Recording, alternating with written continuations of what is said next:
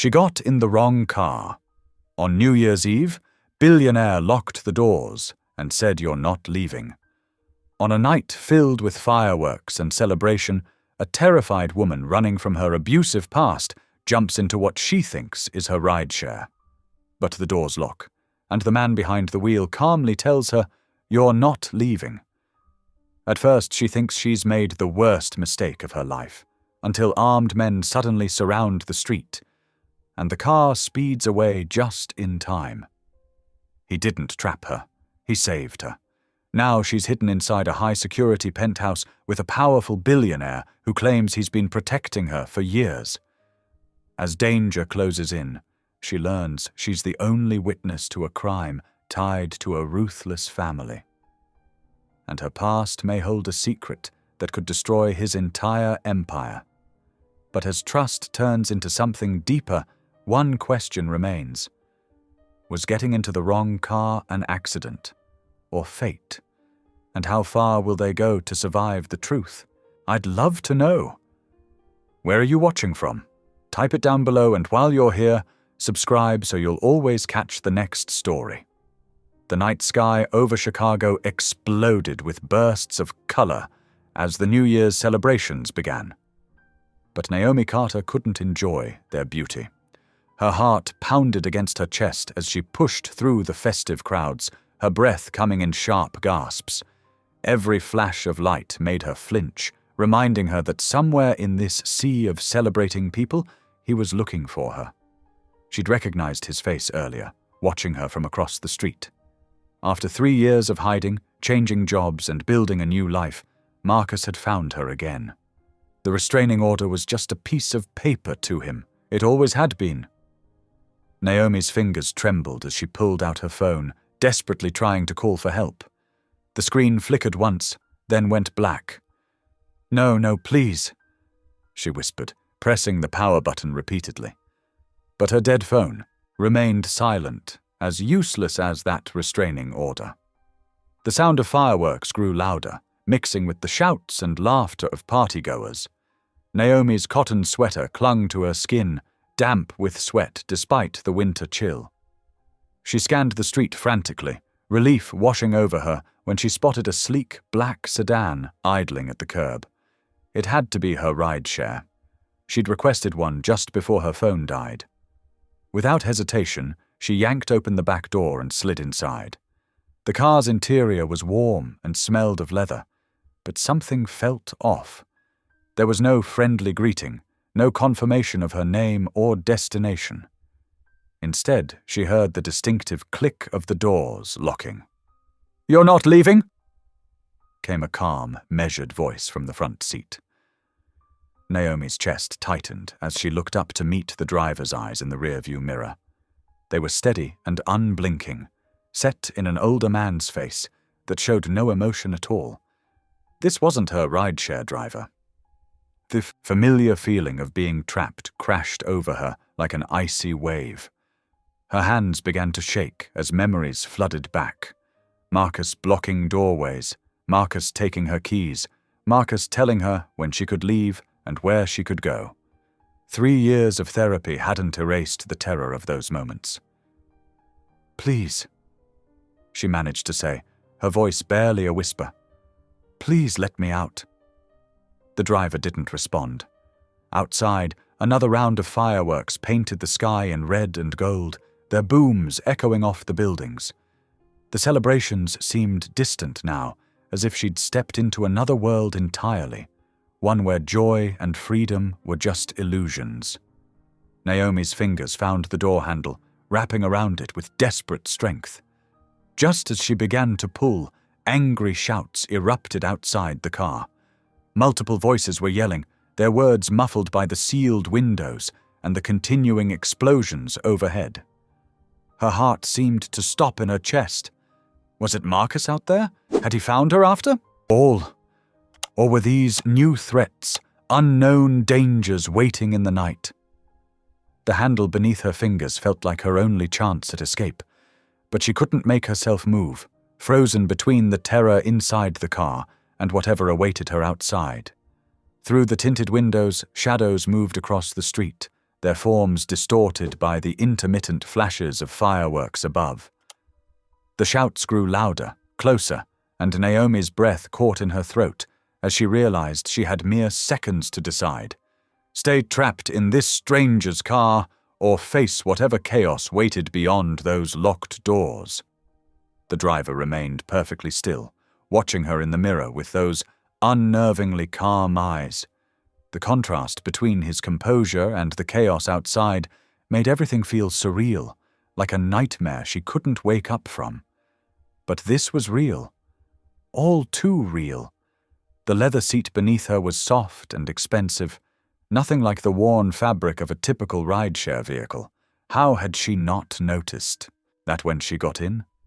Fear had made her careless, and now she was paying the price.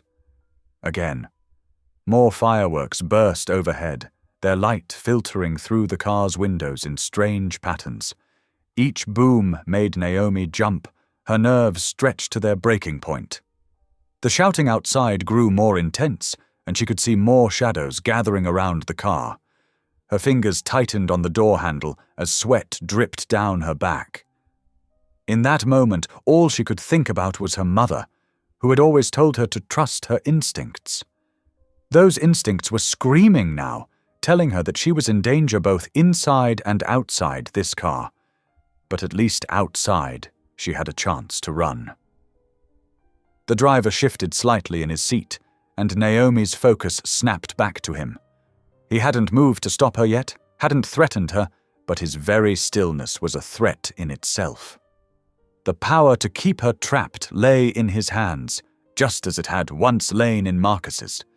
A particularly loud explosion overhead made the car windows rattle, and the shouts outside reached a fever pitch. Naomi's grip on the door handle tightened until her knuckles turned white, her body tensed for whatever might come next. Before Naomi could draw breath to scream, dark figures materialized from the shadows. They moved with deadly purpose, their long coats failing to hide the metallic glint of weapons. The street that moments ago had been filled with revelers was now eerily empty, except for these masked men converging on the car. The driver's foot slammed down on the accelerator. The powerful engine roared to life, and Naomi was thrown back against the leather seat as the car shot forward. Her hands scrambled for purchase as they weaved through traffic at frightening speed. Behind them, sharp cracks split the air, gunshots nearly indistinguishable from the continuing fireworks overhead. "Stay down," the driver commanded, his voice still remarkably calm, as he executed a sharp turn that sent them skidding around a corner. Naomi ducked below the window line, her heart pounding so hard she could barely breathe. The car swerved again, and she heard more shots, followed by the ping of bullets striking metal. Through it all, the driver maintained perfect control, threading the vehicle through gaps in traffic that seemed impossibly narrow.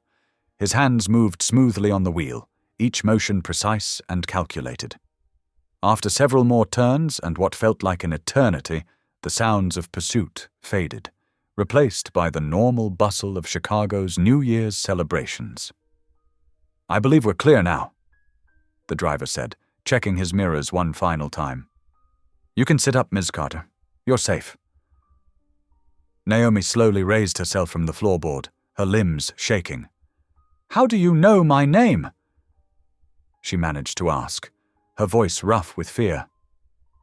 The man's eyes met hers in the rearview mirror again, but this time she noticed something different in them, concern, perhaps even kindness.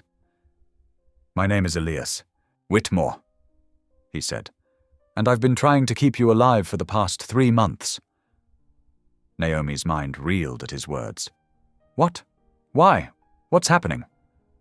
"Those men weren't there for me," Elias explained, navigating through the city with smooth efficiency. "They were waiting for you. You unknowingly walked into an assassination setup when you turned down that street." The world seemed to tilt on its axis. "An assassination? That's impossible. I'm nobody. I work at a community center. I teach art to kids."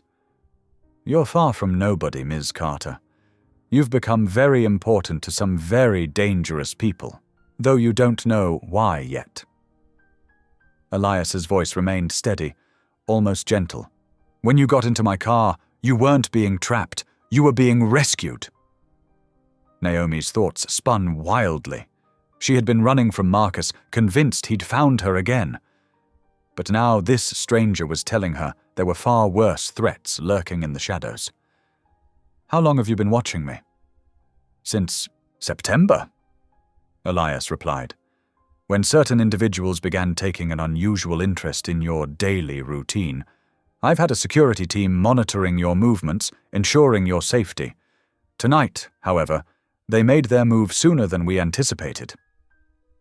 The car descended a ramp, leaving the chaos of the streets behind. Ahead, a private garage entrance opened smoothly, revealing a brightly lit underground parking area. As they passed through the gate, Naomi realized with startling clarity that her life had just changed irrevocably. The normal world of lesson plans and grocery shopping seemed to belong to another lifetime now. The car came to a stop in a reserved space near a private elevator. Elias turned in his seat to face her fully for the first time. His face was lined with experience, but his eyes held a steadfast resolve that somehow made Naomi feel more grounded. "I know you have no reason to trust me," he said quietly. "But I give you my word. Everything I've done tonight was to protect you. And I will continue to do so until we uncover why these people want you silenced."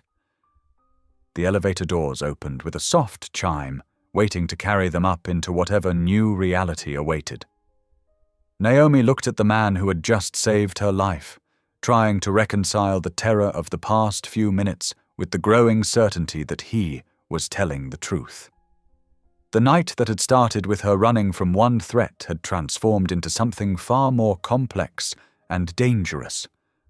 High above them, muffled by layers of concrete and steel, the fireworks continued to paint the sky, marking the beginning of a new year. But for Naomi Carter, they marked the beginning of something far more momentous, a journey that would reveal truths she never imagined and change her life forever. The sleek black sedan glided into an underground garage, passing through multiple security checkpoints before coming to a stop in a reserved space. The harsh fluorescent lights cast sharp shadows across the polished concrete floor, making everything feel slightly surreal to Naomi. Her heart was still racing from their escape, her hands clasped tightly in her lap.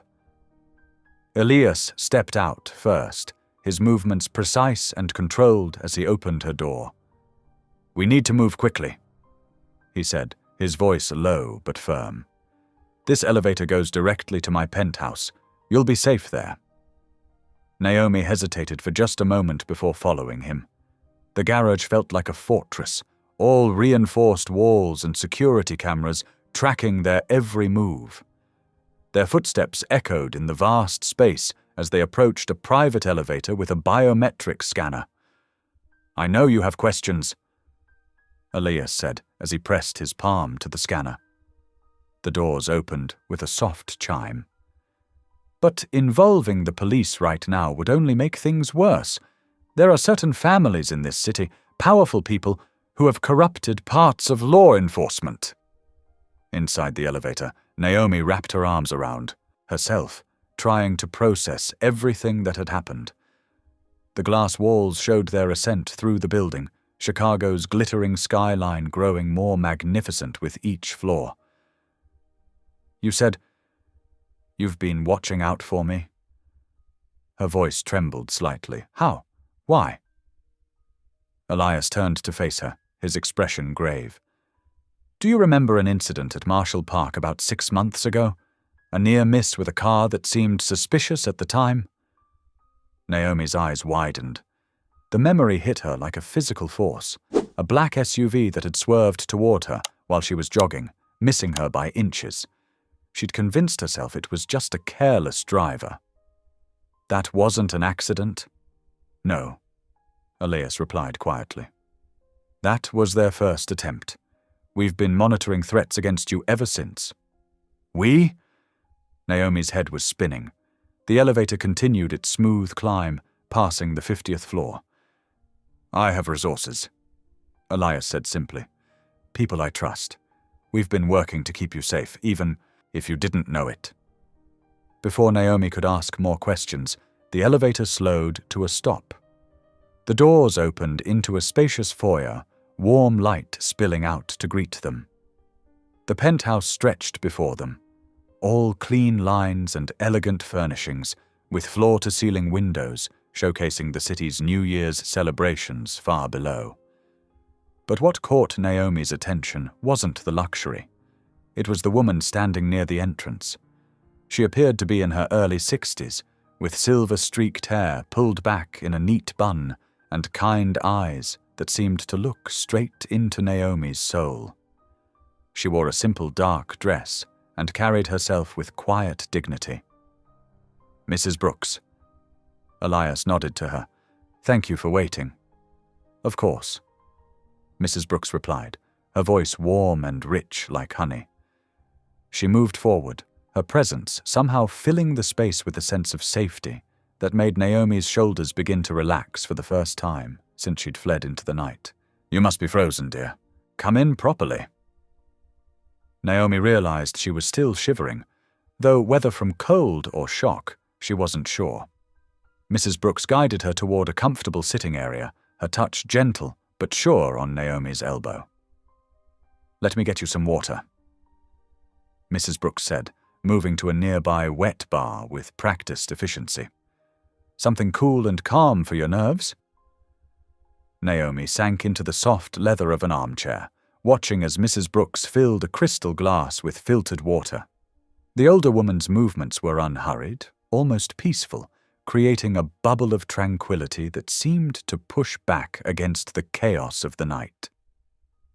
Small sips, Mrs. Brooks advised, handing her the glass. You've had quite an evening. Naomi wrapped her fingers around the cool glass, feeling its solid weight ground her in reality. The water touched her lips, and she suddenly realized how thirsty she was. As she drank, she became aware of other sensations too. The soft throw pillows behind her back, the distant pop of continuing fireworks, the gentle hum of the building's heating system. Elias stood near the windows, his posture alert but not tense, while Mrs. Brooks settled into a nearby chair, her presence as steady as a lighthouse in a storm. For the first time since she'd started running hours ago, Naomi felt the iron bands of fear around her chest begin to loosen. The realization hit her with unexpected force. She was safe. At least for tonight, in this fortress high above the city, with this unlikely pair of guardians, she was truly safe. Tears pricked at her eyes, but she blinked them back, taking another sip of water instead. Mrs. Brooks seemed to notice anyway, offering her a soft smile that held no judgment, only understanding.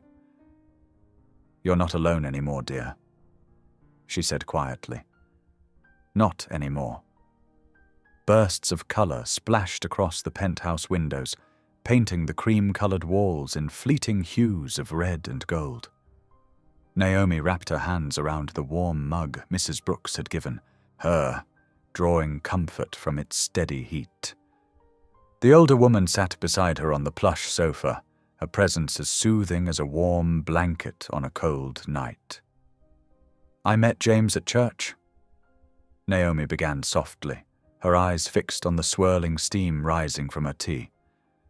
He seemed so kind at first, always saying the right things, but after we married...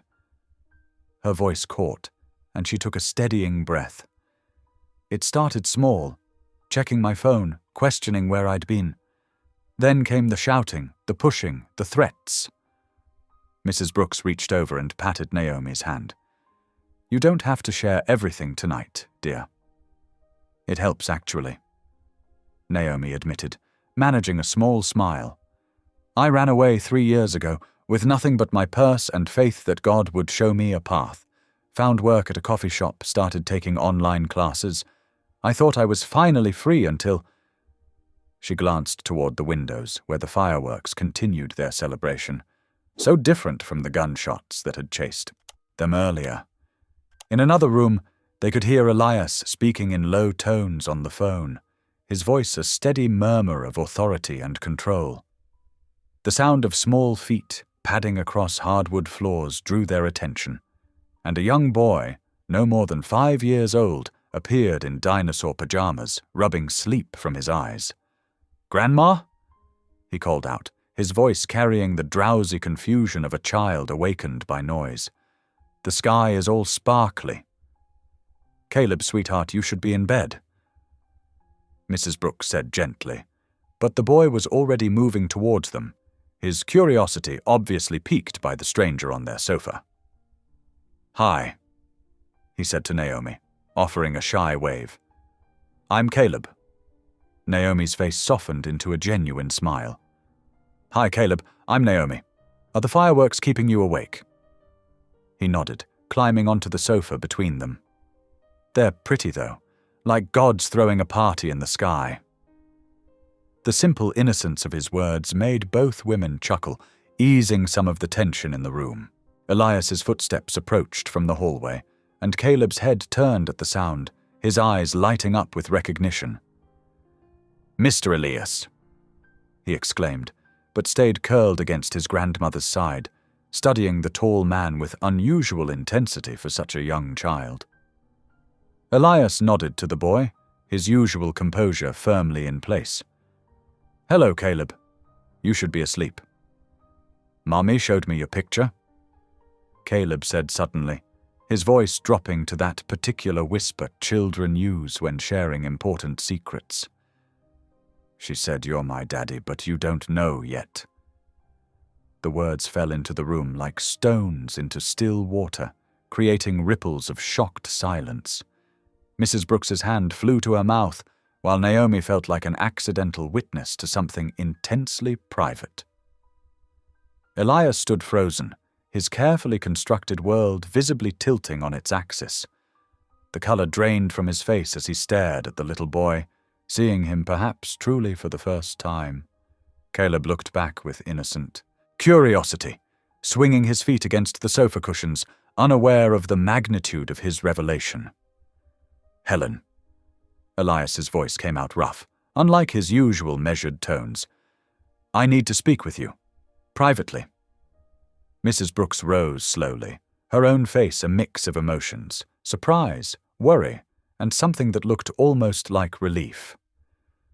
"Of course," she managed, turning to Naomi.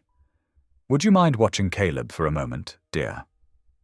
Naomi nodded, still processing the scene unfolding before her. "Of course. We'll be fine."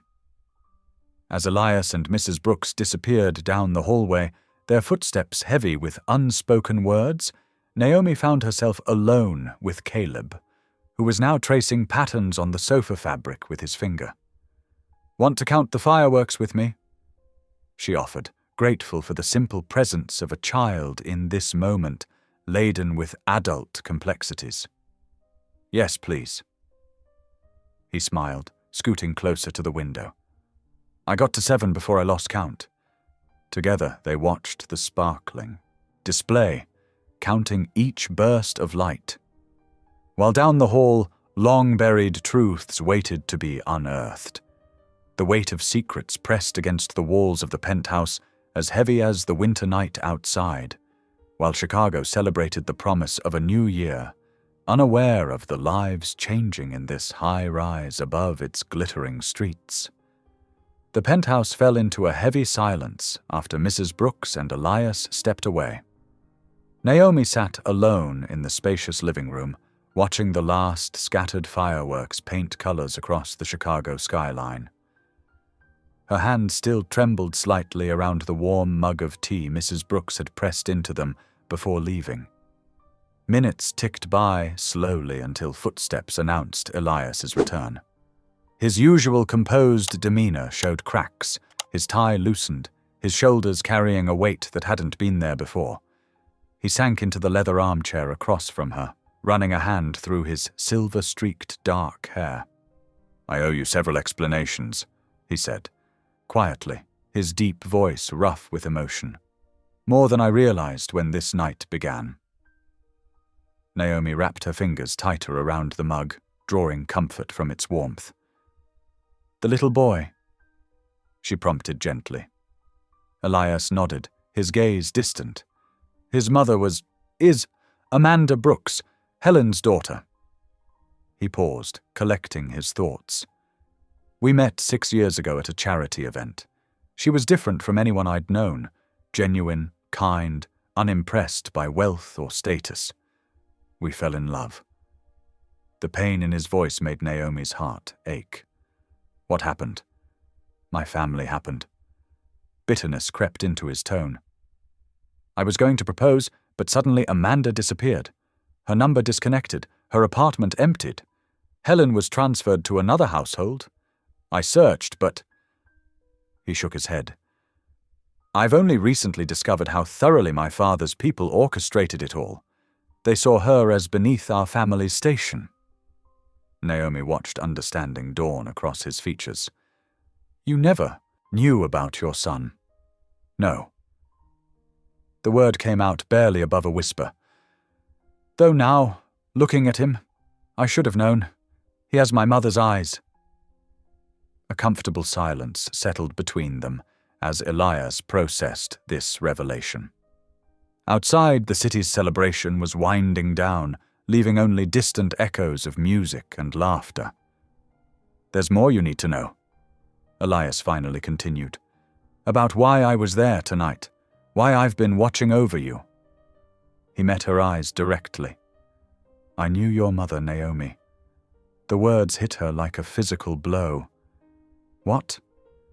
"She worked as a private nurse for my father 15 years ago during his first bout with cancer." His voice softened with respect. "Grace Carter was an extraordinary woman. She saved my life." Naomi leaned forward, hunger for information about her mother overwhelming everything else. "How?" "I was investigating some irregularities in the family business, things that didn't add up. One night I found documents I wasn't supposed to see. Someone caught me." His jaw tightened. "I was meant to have an accident on the stairs. Your mother happened to be working late. She found me, got me medical help, kept quiet about what really happened." Tears welled in Naomi's eyes as she pictured her mother, always so caring, so principled, helping this man who now sat before her. "That sounds like her." "I never got to thank her properly." Regret colored his words. "When she died 6 months later, I knew it wasn't the accident everyone claimed. So I started watching out for you, making sure you were protected. It was the least I could do." Dawn was beginning to paint the sky in pale pinks and golds when Elias finally revealed the heart of the matter. "Your mother didn't just save my life that night, Naomi. She preserved evidence of what I'd found. Proof of decades of criminal activity, money laundering, fraud. Billions of dollars worth of crimes that could bring down not just my family's empire, but half the power structure in Chicago." Naomi's breath caught as pieces clicked into place. "That's why those men were trying to kill me tonight. They think I have whatever evidence she left behind." "Yes." Elias's expression was grave. "And they won't stop looking. The only reason you've survived this long is that they weren't certain you were a threat. But something changed. They're moving more aggressively now." Rising from his chair, Elias walked to the window, his silhouette stark against the brightening sky. "I can protect you, but you'll have to stay here, hidden, at least until we can figure out where your mother stored the evidence and how to use it safely." Naomi sat very still, processing everything she'd learned. Her mother's mysterious death, the years of hiding from her ex, the constant feeling of being watched. It all led here, to this moment, this choice.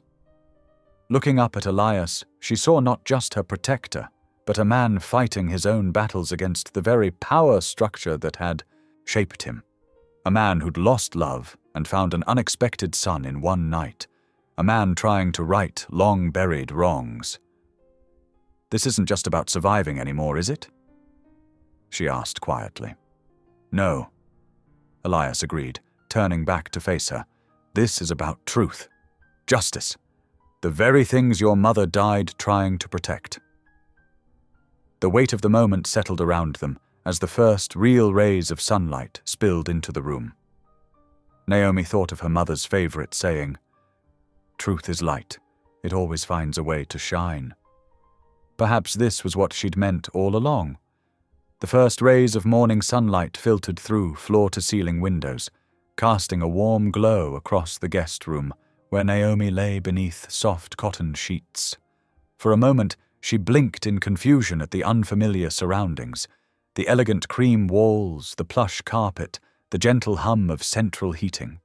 No sirens, no neighbors' arguments, no footsteps that made her heart race, just silence.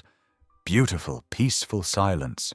Naomi sat up slowly, running her fingers over the silky fabric of her borrowed nightgown. Mrs. Brooks had insisted on lending it to her the night before, along with basic toiletries and a genuine motherly hug that had nearly brought tears to her eyes. After years of looking over her shoulder, of sleeping with one ear alert for danger, the sensation of true safety felt almost foreign. A gentle knock at the door made her start despite herself. "Good morning, dear," Mrs. Brooks's warm voice called out. "Breakfast will be ready in 20 minutes if you'd like to join us. I've left some fresh clothes outside your door." "Thank you," Naomi replied, her voice still rough with sleep. "I'll be there soon." The bathroom attached to her room was bigger than her entire studio apartment. As she showered and dressed in the simple but expensive-looking outfit Mrs. Brooks had provided, dark slacks and a soft blue sweater, Naomi tried to process everything that had happened in the last 12 hours. The attempted assassination, Elias's revelation about her mother, the little boy who had turned Elias's world upside down with just a few innocent words. When she made her way to the kitchen, the smell of coffee and fresh bread made her stomach rumble. Mrs. Brooks was at the stove, humming as she flipped pancakes, while her grandson Caleb sat at the counter, swinging his legs as he carefully arranged blueberries into smiley faces on his breakfast. "Good morning." Elias's deep voice came from behind her, making her jump slightly. He was already dressed in a crisp white shirt and dark pants, though his usual tie was absent. "I hope you managed to get some rest." "I did, thank you," Naomi said softly, taking the seat Mrs. Brooks gestured to.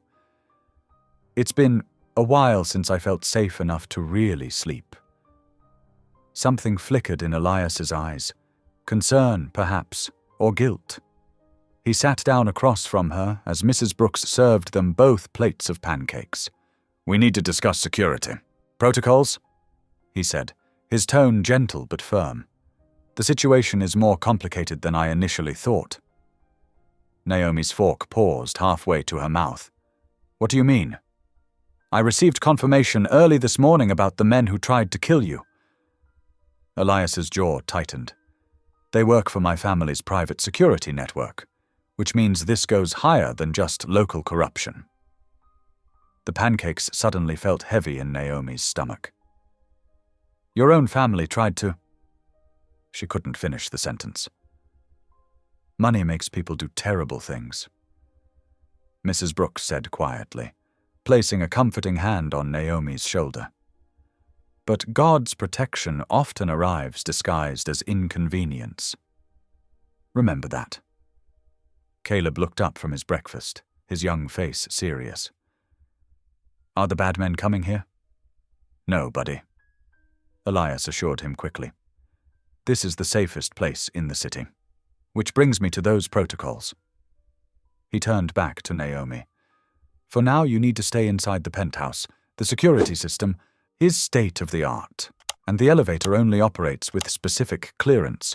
The windows are bulletproof, and there are panic rooms if needed."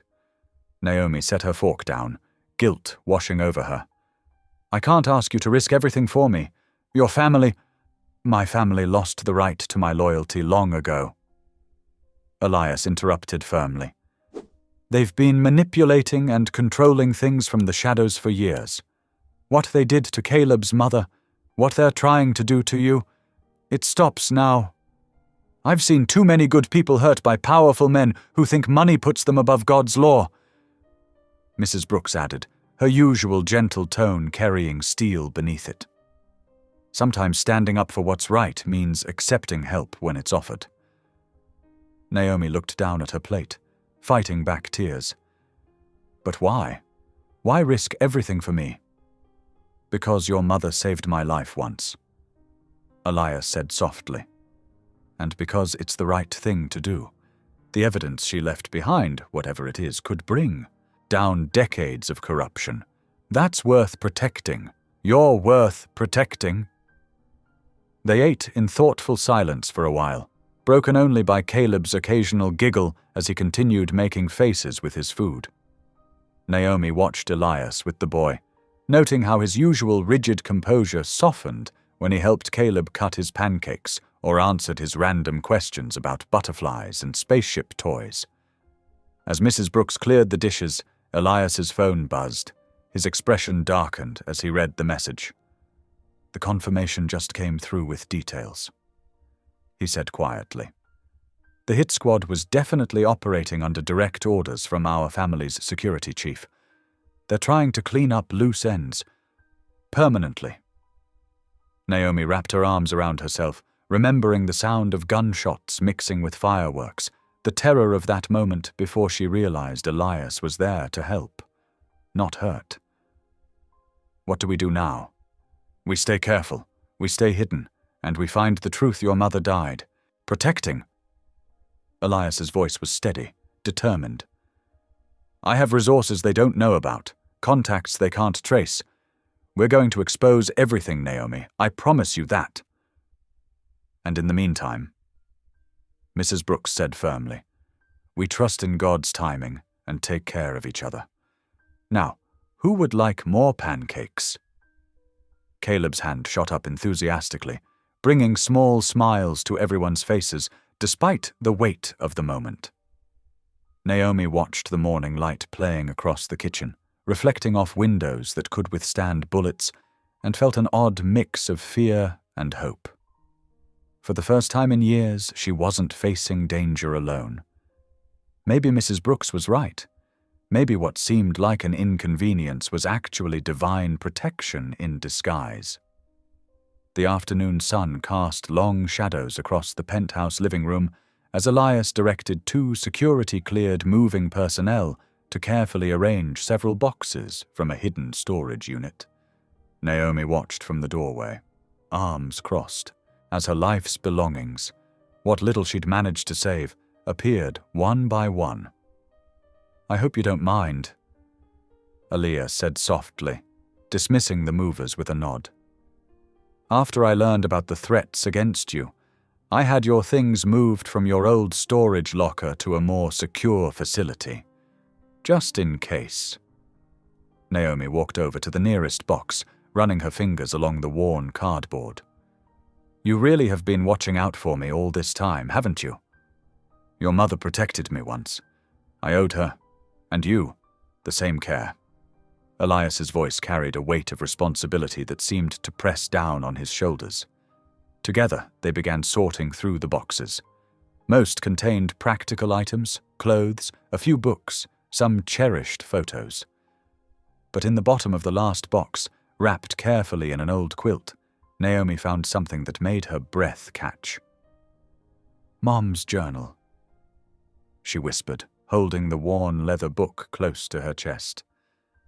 I kept it just to feel close to her, you know? I never really read it much. It hurt too much after she died. Elias sat down beside her on the couch. Maybe it's time to look again. Sometimes the past holds answers we didn't know we needed. With trembling fingers, Naomi opened the journal. Her mother's familiar handwriting filled the pages. But as they began reading together, it became clear these weren't just personal reflections. Between accounts of daily life and prayers for guidance were detailed notes about financial transactions, dates, amounts, and names. "Wait," Elias said suddenly, pointing to an entry. "That's my father's signature. And that account number, I know that series. It was used for offshore holdings that were never declared." Naomi's eyes widened as she turned page after page. "Mom worked as a nurse for your father, but these notes, she was documenting everything she saw. Bribes to judges, payoffs to silence victims, millions of dollars moved through shell companies. Your mother wasn't just a nurse," Elias said quietly. "She was gathering evidence, building a case." They read further, the afternoon light fading as they uncovered more details. Money laundering schemes, falsified medical records, suspicious deaths labeled as natural causes. With each revelation, Naomi felt her heart beating faster. "Elias," she said, her voice barely above a whisper, "look at this entry. 3 days before my mother died." She pointed to a shaking line of text. "Cannot keep quiet anymore. The things they've done. God forgive me for my silence. Meeting with lawyers tomorrow." But she never made it to that meeting, Elias said, his face growing pale. The official report said it was a heart attack. "She was healthy." Naomi's voice cracked. "She jogged every morning, ate better than anyone I knew. I never questioned it because I was so broken by grief. But now we know why they want you dead." Elias finished grimly. "They must have discovered she left evidence behind. They've been searching for these records for years." Naomi closed the journal, her hands shaking. "Your family. They killed my mother. And now they're trying to kill me too." Elias stood up abruptly, pacing the room. His usual composed demeanor cracked as he ran his hands through his hair. "Everything I own," he said, his voice rough with emotion. "Every dollar in my accounts, every building with my name on it, it's all built on blood money, on corruption and murder." "Elias, you didn't know—" "I suspected," he cut in. "Deep down, I knew something wasn't right. But I looked the other way because it was easier, because I told myself I was different from my father." He turned to face her, his eyes filled with determination. "No more. I don't care what it costs me. We're going to expose everything, every crime, every cover-up, every cent of dirty money." "They'll destroy you," Naomi said softly. "Your whole world? Let them try." Elias walked back to where she sat and knelt down, taking her hands in his. "I choose truth over wealth, Naomi, no matter the cost. Your mother died trying to bring justice to light. I won't let that sacrifice be in vain." The journal lay between them on the coffee table, its pages holding secrets that could tear down an empire. Outside, the city lights began to twinkle on as dusk settled over Chicago. But inside the penthouse, something far brighter was dawning. The light of truth, long hidden, finally breaking free. As the sun began to set over Chicago's skyline, casting long shadows across the penthouse's living room, Naomi moved to stand by the floor-to-ceiling windows. The journal's revelations weighed heavily on her heart, but somehow the fading light brought a strange sense of calm. Elias joined her, offering a cup of tea. "Mrs. Brooks always says tea helps steady the nerves," he said softly. "Thank you." Naomi wrapped her hands around the warm mug. "You know, during the worst times with Marcus, my ex, I would stand at windows just like this. Sometimes it was the only thing that kept me going, watching the world continue on, knowing God must have a bigger plan." Elias leaned against the window frame, his reflection ghosted in the glass. "How did you hold on to faith through all of that?" "Prayer," Naomi said simply. "When Marcus would rage, when I felt most alone, I would pray. Not just formal prayers, but conversations with God. Sometimes they were angry conversations, sometimes just desperate pleas. But prayer, it became my shelter, my hiding place when there was nowhere else to hide. I haven't prayed in decades, Elias admitted, his voice rough with emotion. Not since I was a child. It felt hypocritical, I suppose, building this empire while ignoring where the foundation came from. The city lights began twinkling on one by one, like stars being born in the gathering dusk. Naomi turned to study his face. Money became your shelter, didn't it? My shield, he corrected.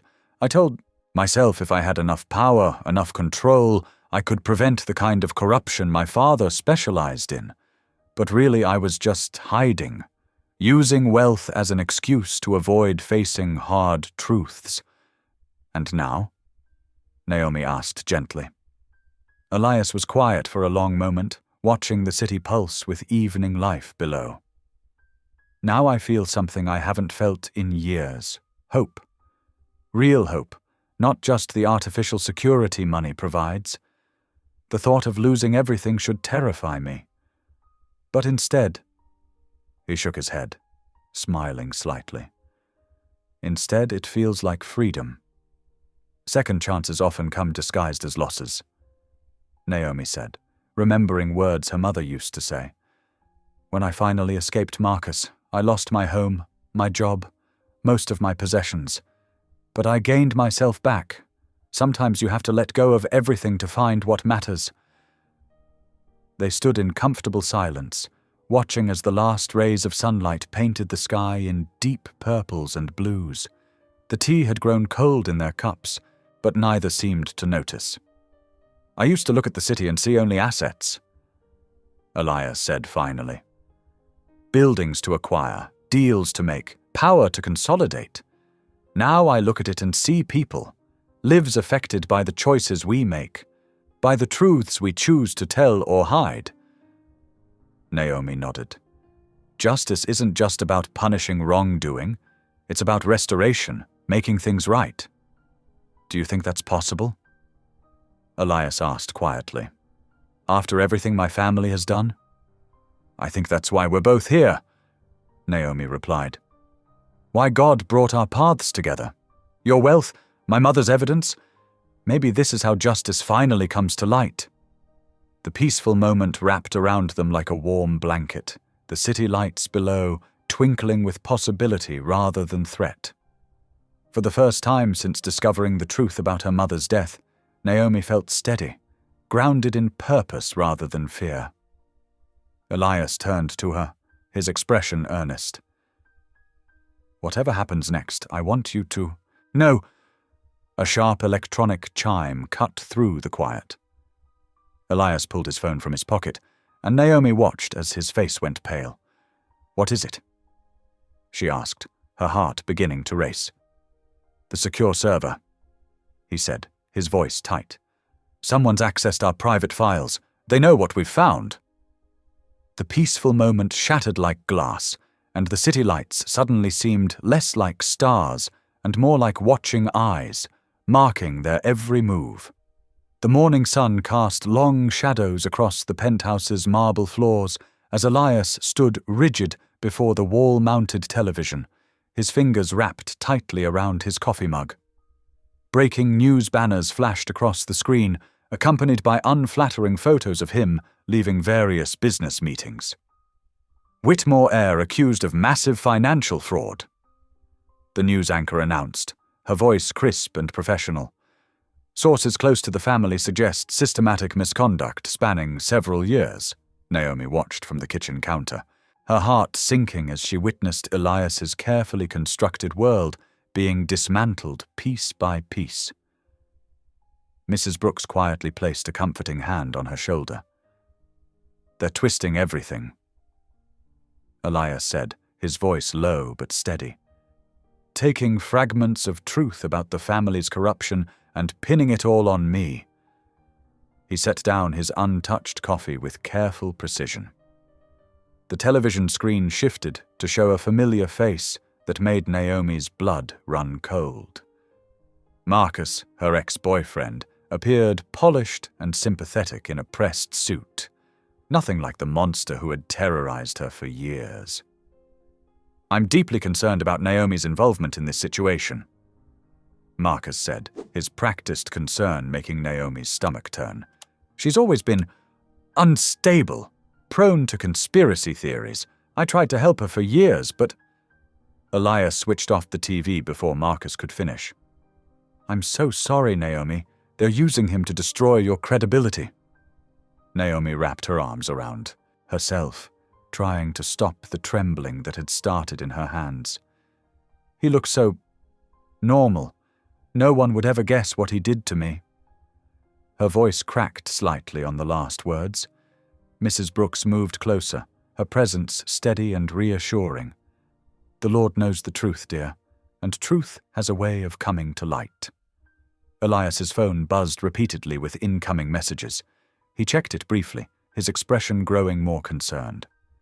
"The document your mother mentioned in her journal, the one about the offshore accounts. We need it now. It's our best chance at proving the family's involvement." "It's in my safety deposit box," Naomi said. "I never knew what it was, just that Mom said to keep it safe." "We'll need to retrieve it immediately," Elias said, already typing instructions to his security team, "before they think to look there." Despite Mrs. Brooks's protests about the risks, within an hour, Naomi found herself in the back of an armored SUV, flanked by two of Elias's most trusted security personnel. The drive to the bank felt surreal, the familiar streets now seeming alien and threatening. The security team maintained a tight formation around her as they entered the bank. Everything went smoothly until they exited.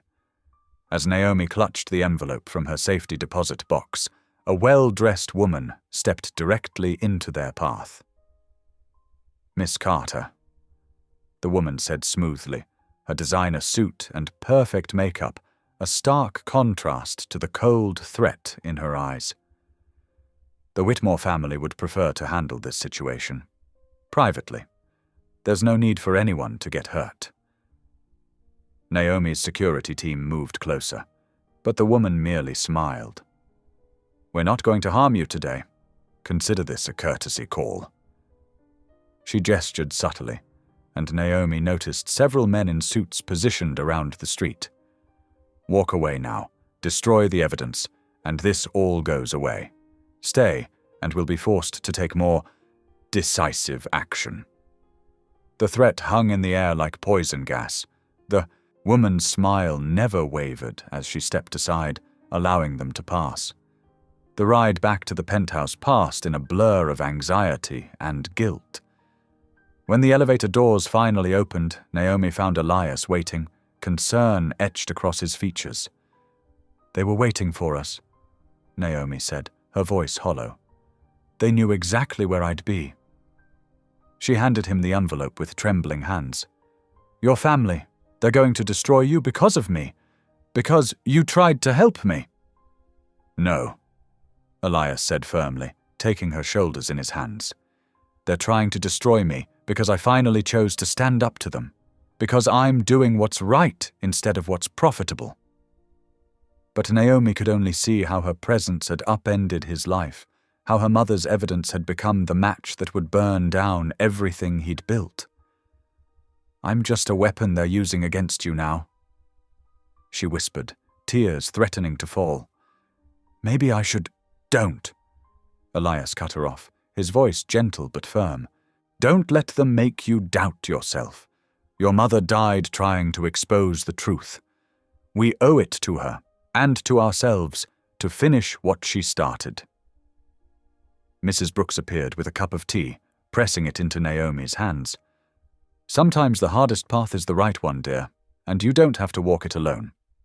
Naomi accepted the tea, but the warmth of the cup couldn't chase away the chill of knowing she had become the very thing she'd spent years running from, a source of danger to someone she cared about.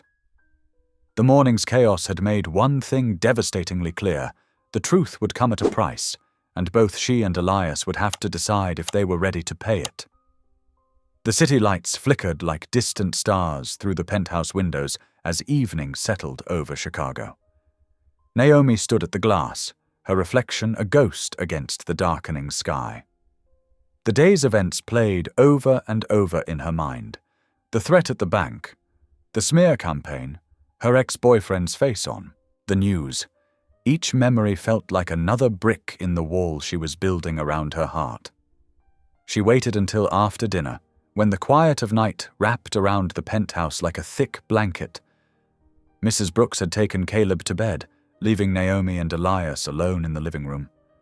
Her packed bag sat hidden in her room, ready. "I have to leave," Naomi said softly, not turning to face him. "Tonight." Elias looked up from his laptop, where he'd been reviewing legal documents. "No." The word was gentle but firm. "You don't understand." Naomi's voice trembled. "Everything I touch falls apart. Everyone who tries to help me gets hurt." She wrapped her arms around herself, trying to hold in the pain. "Your whole life is crumbling because of me. My life is changing because I finally chose truth over lies." Elias countered, standing up. "This isn't about you destroying anything. This is about standing up to corruption that's existed for decades." Naomi shook her head, tears threatening to spill. "They threatened me today, but the threat wasn't really for me, it was for you. I'm just the weapon they're using to hurt you." She finally turned to face him. "I can't be responsible for that." "Running won't solve anything," Elias said, moving closer. "It's what they want. If we separate now, they win. Everything your mother died trying to expose stays buried." "At least you'll be safe," Naomi whispered. "Safe?" A hint of frustration crept into his voice. "Safe is what allowed all this to happen in the first place. Safe is what I chose every time I looked the other way, every time I suspected something was wrong but did nothing." He ran a hand through his hair.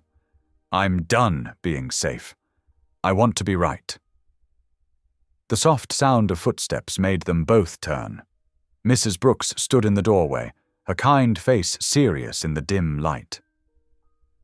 "I couldn't help overhearing," she said, moving into the room. "And I think you both need to remember something important." She sat down, patting the couch beside her. Naomi hesitated, then joined her, while Elias took the chair across from them. "Sometimes," Mrs. Brooks began, her voice gentle but firm, "God asks us to stand still in our fear rather than run from it. Remember Moses at the Red Sea? The people wanted to run back to Egypt, back to slavery, because at least that was familiar. But God said, 'Stand still and see the salvation of the Lord.'" Naomi wiped away a tear. "But what if standing still gets someone killed? What if running means the truth dies instead?" Mrs. Brooks countered softly. "Sometimes obedience looks like staying when everything in us wants to flee." Despite Mrs. Brooks's words, Naomi felt herself pulling away emotionally, building walls to protect herself from the pain of what she knew she had to do.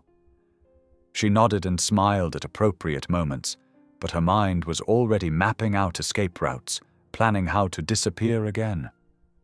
Later that night, Naomi sat on her bed, staring at her packed bag in the corner.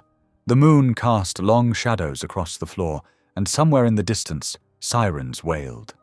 She slipped to her knees beside the bed, clasping her hands. "Lord," she whispered, "I don't know what to do anymore. I thought I was finally safe, but now—" Her voice caught. "Now I'm just bringing danger to everyone else. Please, please show me the right path." In his study down the hall, Elias sat at his desk, legal documents spread before him like a paper battlefield. He'd spent hours building defenses against his family's attacks, preparing for the war he knew was coming.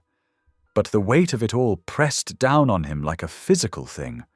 He pushed back from the desk and closed his eyes. "God," he prayed quietly, "I thought I knew what redemption looked like. I thought protecting Naomi would somehow make up for years of looking the other way. But now—" He paused, struggling with the words.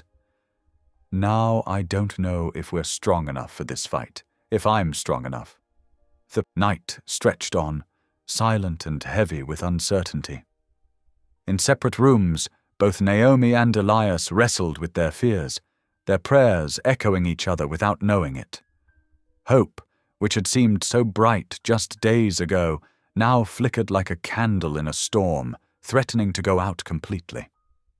Mrs. Brooks's words about standing still in fear competed with Naomi's ingrained instinct to run, while Elias's determination to fight warred with his growing awareness of just how powerful his enemies were. The truth they sought to expose seemed to be slipping through their fingers, and neither knew if their faith would be enough to hold on to it. Sunlight streamed through the floor-to-ceiling windows of the penthouse, casting long shadows across the plush carpet.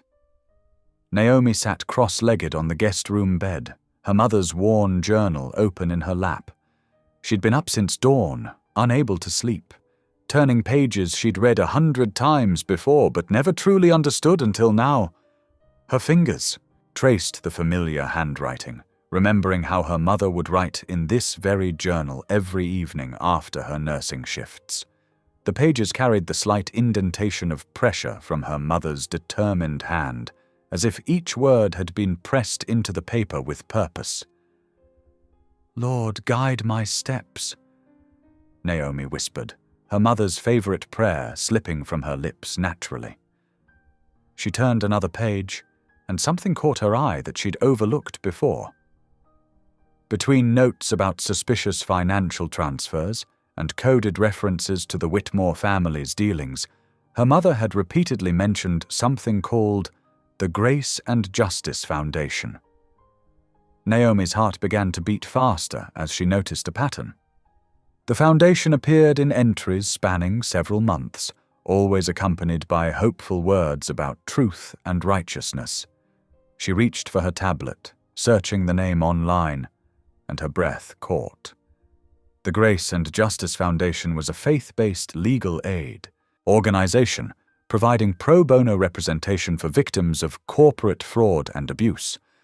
And there, listed among its earliest benefactors, was a donation from EW Enterprises, Elias Whitmore's company.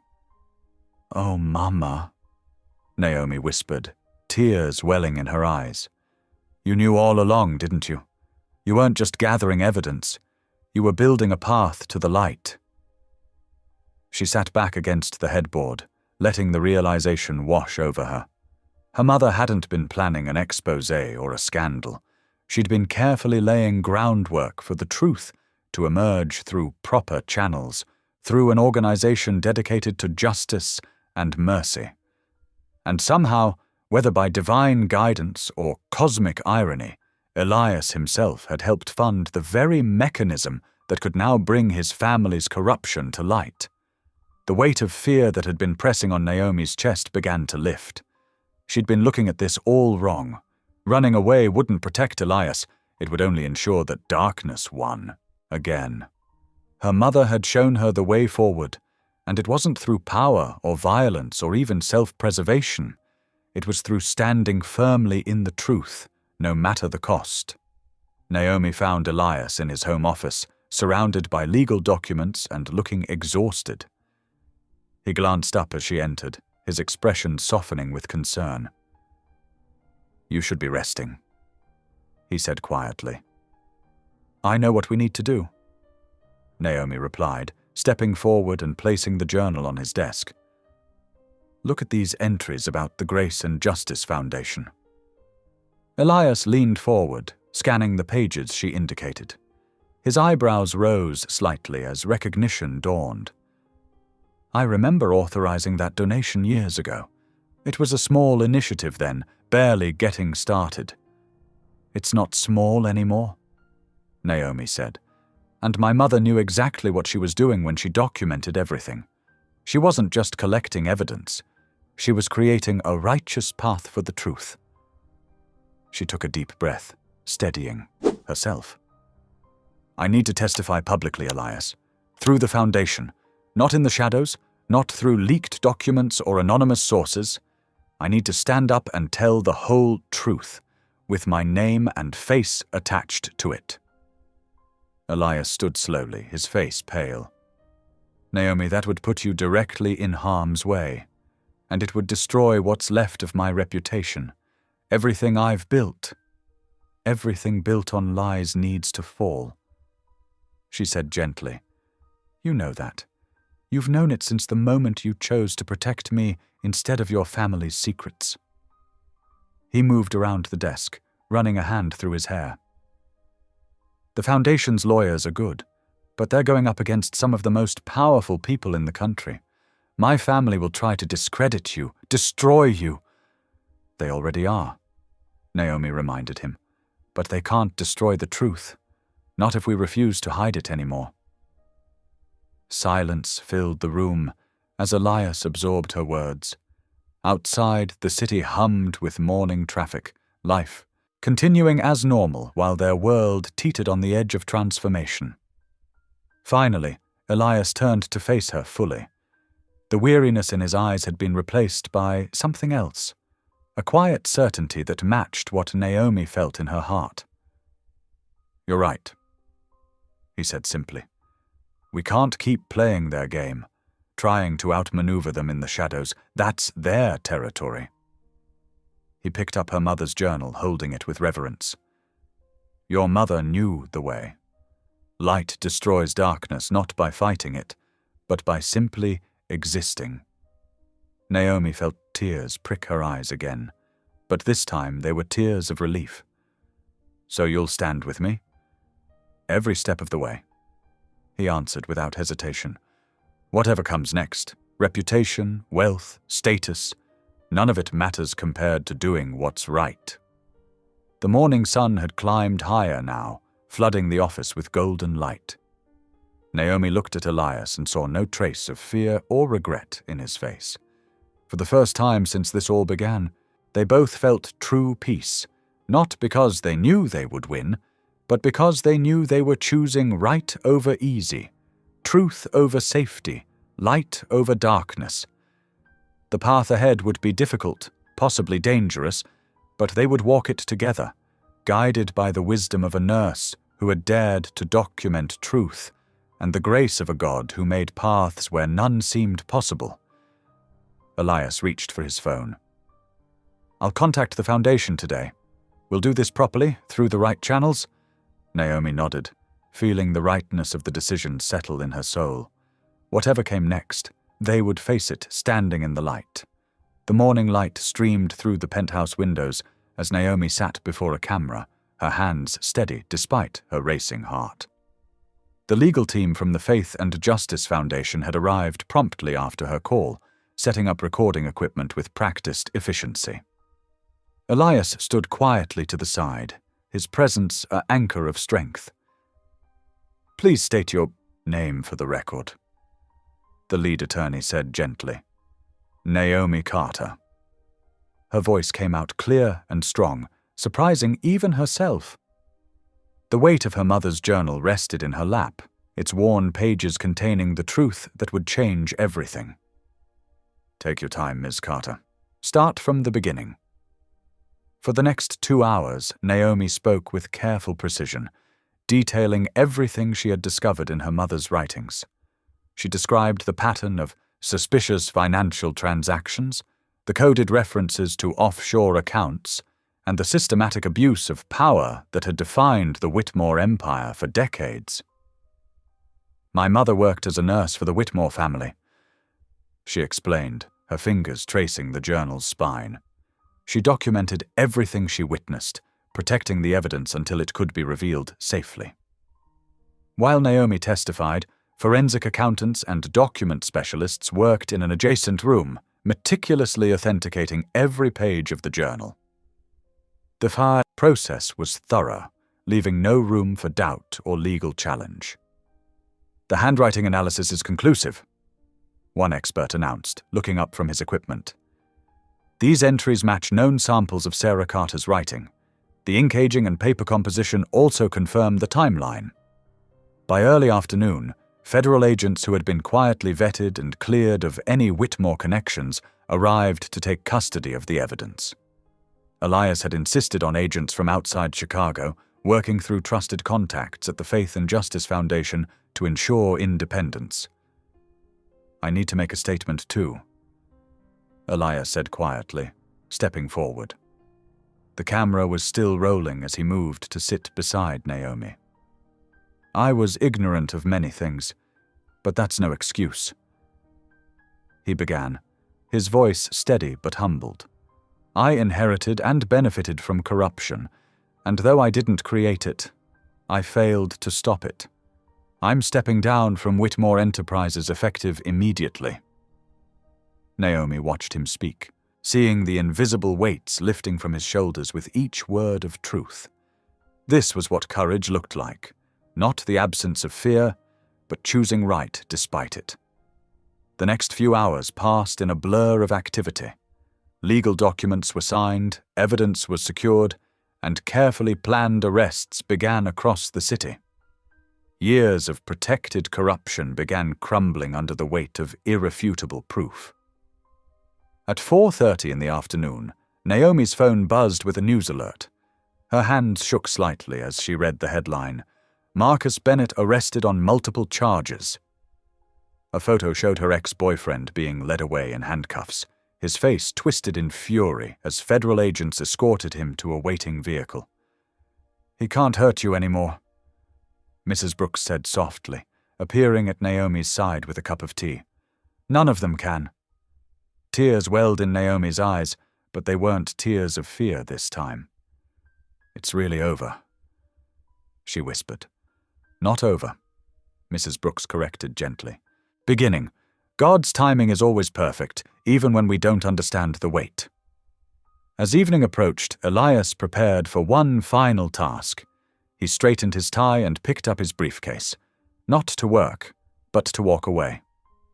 "I'll go with you," Naomi offered, but Elias shook his head with a small smile. "This part I need to do alone," he said, "but I'll be back."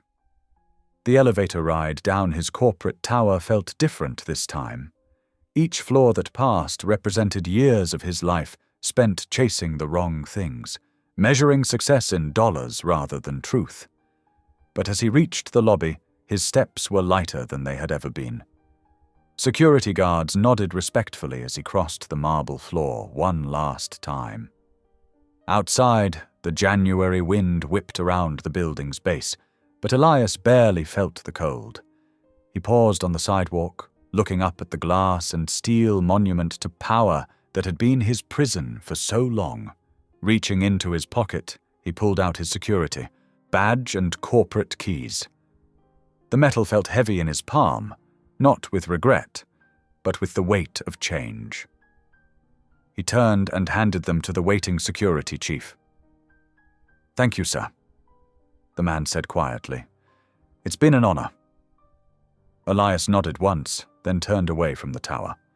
The sun was setting behind the Chicago skyline, painting the clouds in shades of gold and purple. Each step away from the building made him feel lighter, freer, more himself than he had ever been. His phone buzzed with messages from board members and business associates, but for the first time in his life, Elias felt no obligation to respond.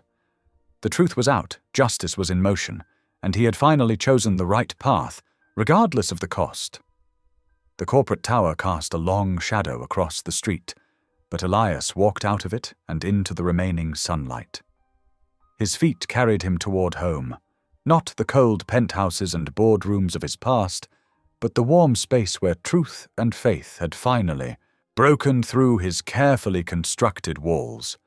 He thought of Naomi's courage, of Mrs. Brooks's wisdom, of his son's innocent truth-telling, and of all the ways God had been working to bring him to this moment. The weight of billions might be gone from his bank account soon, but Elias Whitmore had never felt richer. The morning sun painted gentle stripes across the hardwood floors of a modest craftsman house, so different from the sleek penthouse that had been their sanctuary just weeks ago. Naomi traced her fingers along the warm windowsill, watching leaves dance in the spring breeze. The quiet street below felt worlds away from Chicago's towering skyline. Still getting used to the view?" Elias's voice carried from the kitchen, where the smell of coffee mingled with toast. Naomi smiled, turning to find him in jeans and a simple button-down shirt. Another change from his former life of tailored suits. "It's peaceful here. Sometimes I forget we're still under protection." "That's the point," he said, sliding a mug across the counter to her. "The marshals chose well. Small enough to blend in, big enough to start over." The past weeks had brought a cascade of changes.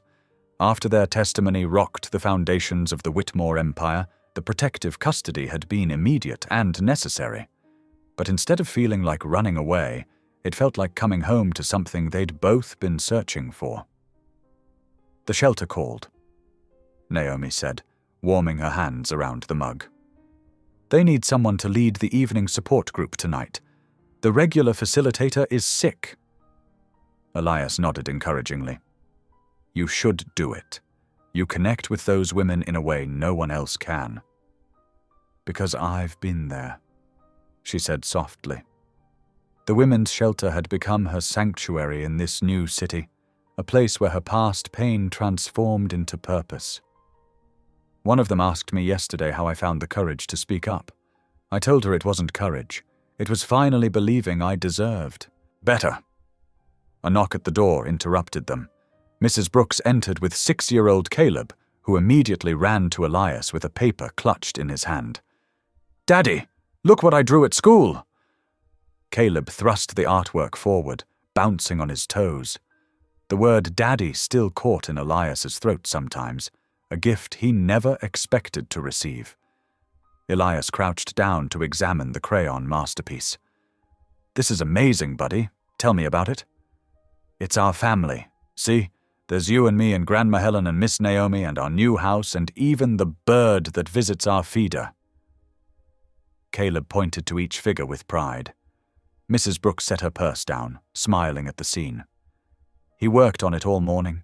His teacher said he was very focused."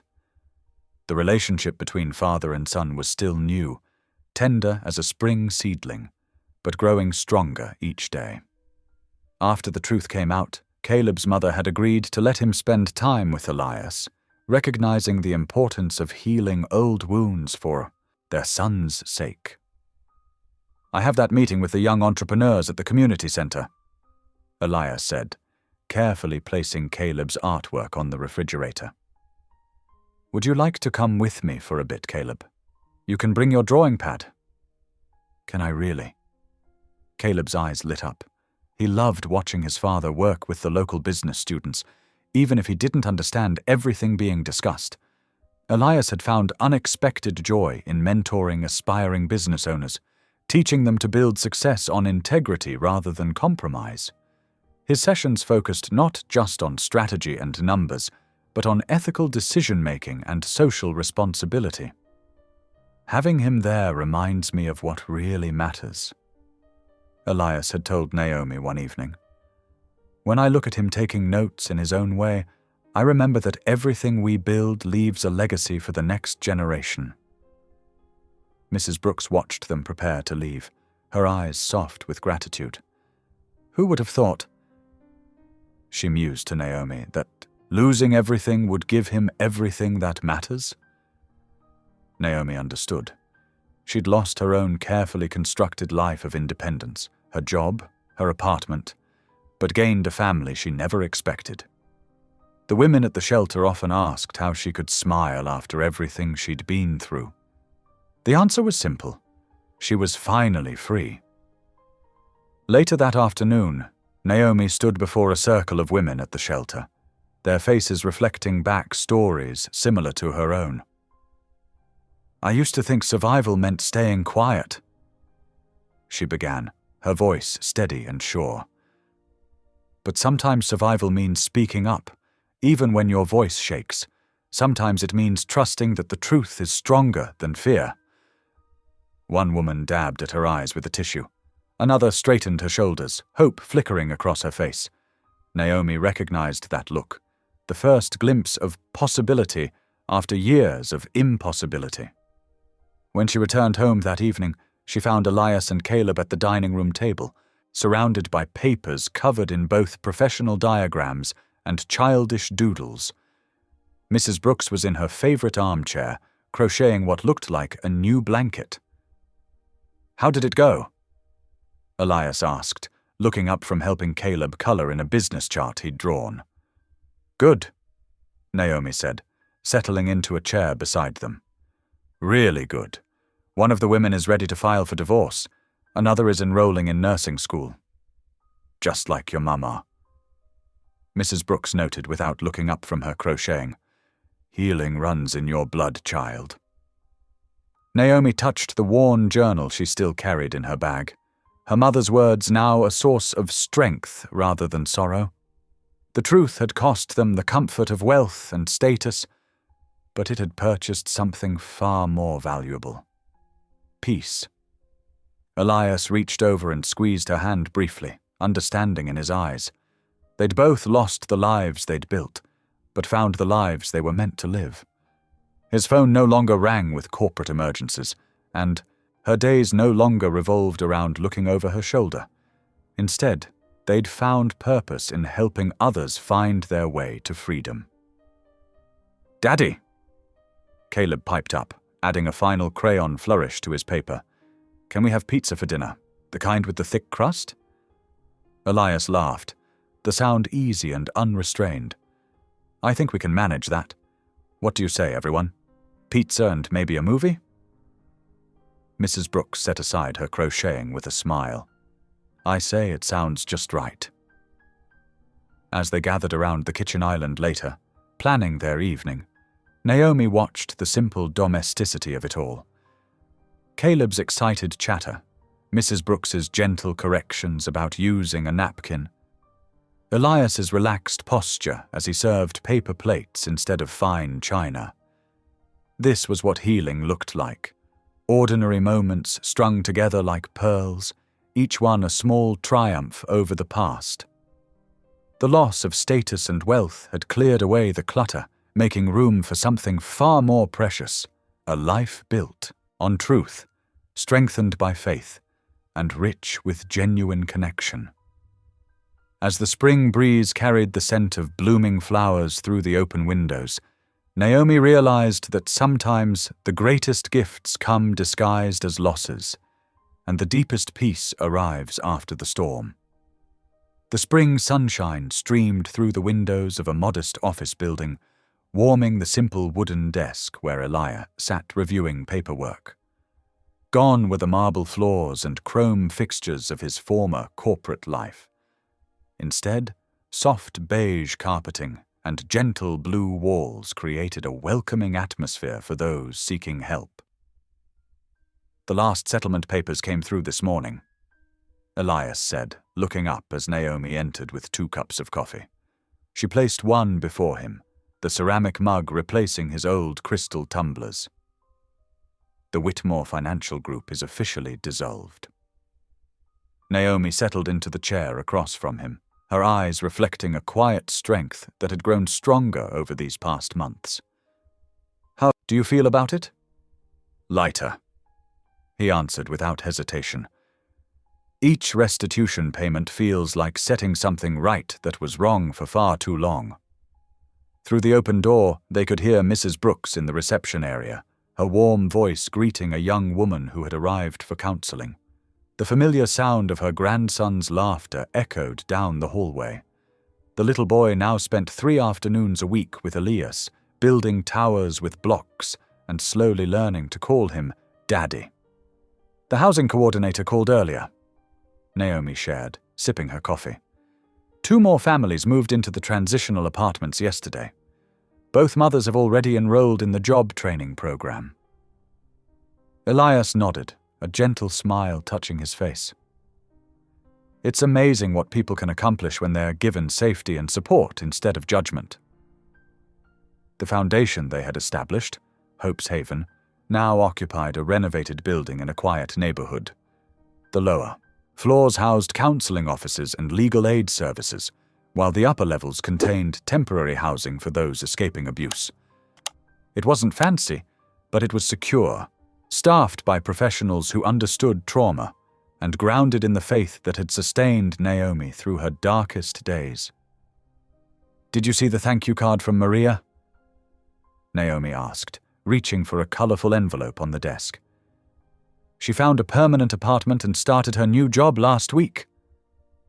Elias read the heartfelt words, remembering the terrified woman who had arrived 3 months ago with nothing but a backpack and broken spirit. "This is what real wealth looks like," he said softly. "Not numbers in an account, but lives being restored." The foundation's funding had come from the dissolution of the Whitmore Empire. As federal investigations revealed the full scope of corruption, the family's assets were seized and redirected.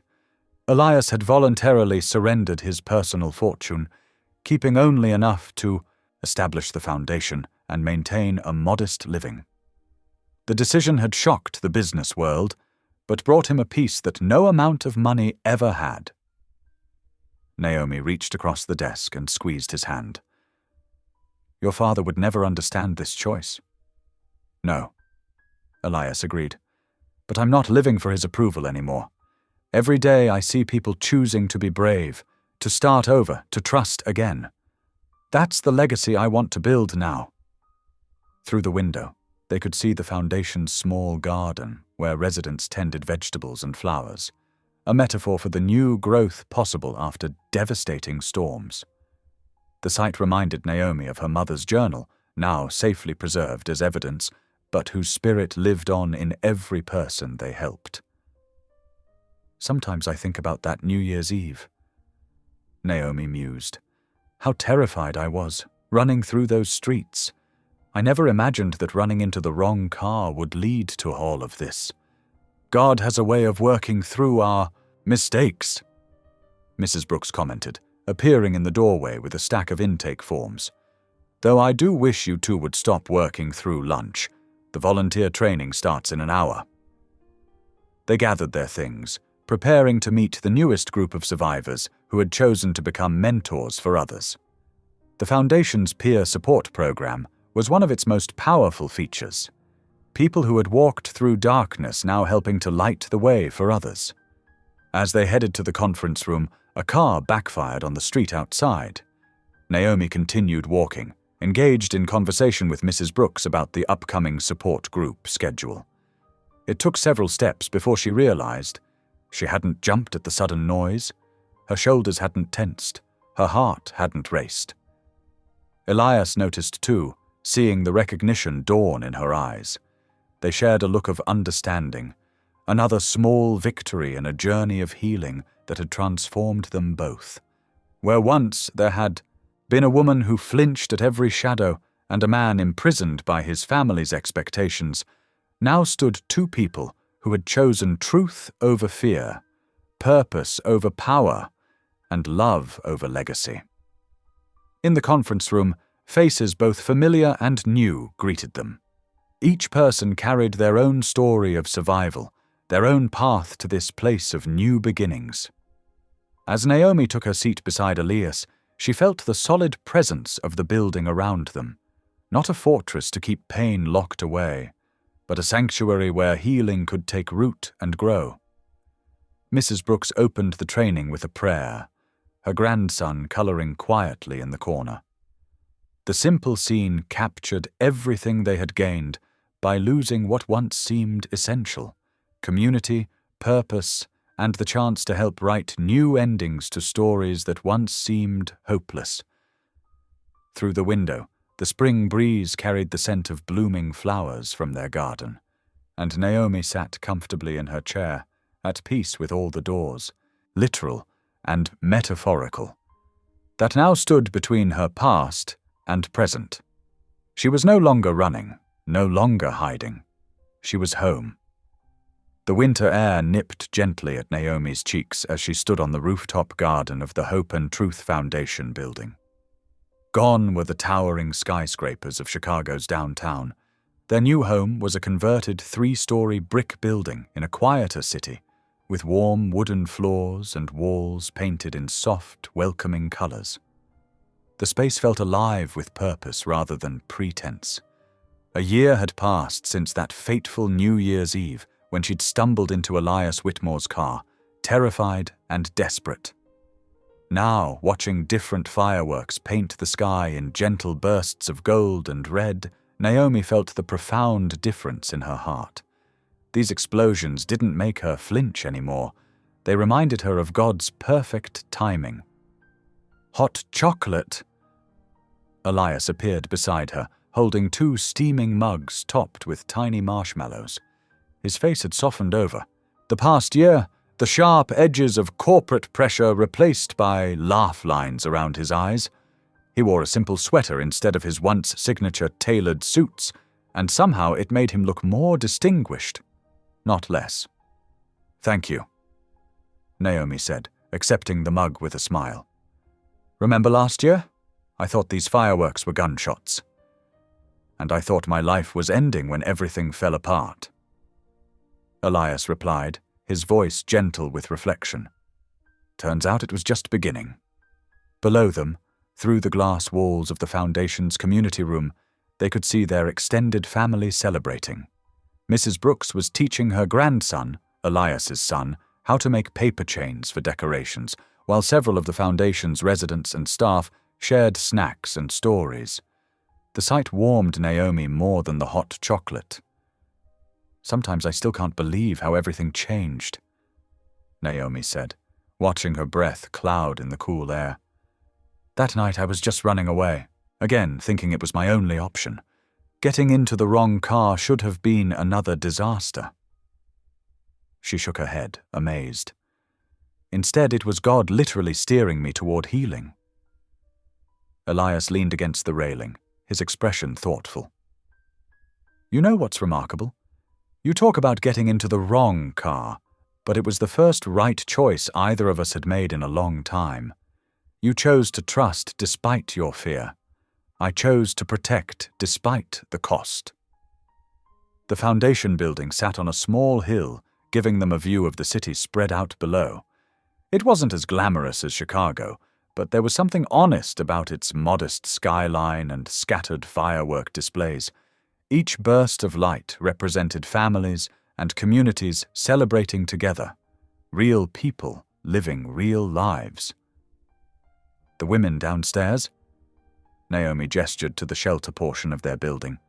"They remind me so much of myself last year, scared, ashamed, thinking they're alone." Her voice grew stronger. "But now we can offer them what I found here: safety, support, and a chance to reclaim their voices." "You did that," Elias said firmly. "You showed me what real courage looks like. I spent decades building wealth while hiding from the truth. You lost everything, but never lost your integrity." He turned to face her fully. "Naomi, you didn't just find your purpose here. You saved me from a life of silenced conscience. I'll always be grateful for that." Tears pricked at Naomi's eyes, but they weren't tears of sadness or fear. They were tears of gratitude, of joy, of seeing God's hand in even the darkest moments. "We saved each other," she corrected gently, "and now we get to help save others." The Foundation had already helped dozens of women escape abuse and rebuild their lives. They offered legal aid, counseling, job training, and most importantly, a community of support. The faith-based approach meant they treated the whole person, body, mind, and spirit. It wasn't just about survival anymore. It was about thriving. From below, they heard Mrs. Brooks calling everyone to gather for the countdown. Elias's son, now a regular part of their lives through shared custody, came bounding up the stairs to the roof. "Dad! Naomi! It's almost time!" His excitement was contagious, and Elias scooped him up with a laugh. The boy had been one of the greatest gifts of this new life. Watching Elias learn to be a father, choosing patience and presence over power and position, had been beautiful to witness. He was breaking generational patterns of control and replacing them with love. As voices below began counting down from 10, Naomi looked at the simple ring on her finger. Not an engagement ring, but a promise ring Elias had given her 3 months ago. They were taking things slowly, building a foundation of trust and shared purpose before considering marriage. It felt right, letting their relationship grow naturally in God's timing rather than rushing to fill their emptiness. 5, 4, 3, 2, 1. Happy New Year! Fireworks erupted across the city in earnest now, a celebration of endings and beginnings. Elias's son clapped his hands over his ears, giggling at the noise while safely nestled in his father's arms. The moment captured everything they'd gained by losing what they thought they needed. Happy New Year, Elias said softly, reaching for Naomi's hand with his free one. Happy New Year, she replied, squeezing his fingers. They stood together, watching the light show, paint hope across the sky. Naomi thought about the journal that had started it all, her mother's final gift, revealing truth that brought down an empire but built something far more valuable in its place. The Whitmore name was no longer associated with power and corruption. Instead, it was becoming known for redemption and healing. Below them, the Foundation's residents and staff hugged and celebrated, their voices carrying up through the crisp night air. These were the fruits of their choice to stand in truth rather than run from it. A community built on faith, second chances, and the courage to begin again. The fireworks continued to bloom gently overhead, no longer heralds of chaos and fear, but beautiful reminders that light always follows darkness. Naomi leaned her head against Elias's shoulder, at peace with where God had led them. She didn't need to run anymore. She was exactly where she was meant to be. In the moment's quiet joy, both Naomi and Elias understood the profound truth they now lived. Redemption wasn't just possible, it was promised to those who chose to walk in faith, even through the darkest nights. Their story wasn't about what they'd lost, but about what they'd found: purpose, family, and the quiet certainty that God's plans were always greater than their fears. Thanks for watching. If any part of this story lingered with you, consider subscribing. I'll be here again tomorrow, sharing another tale that speaks to the soul.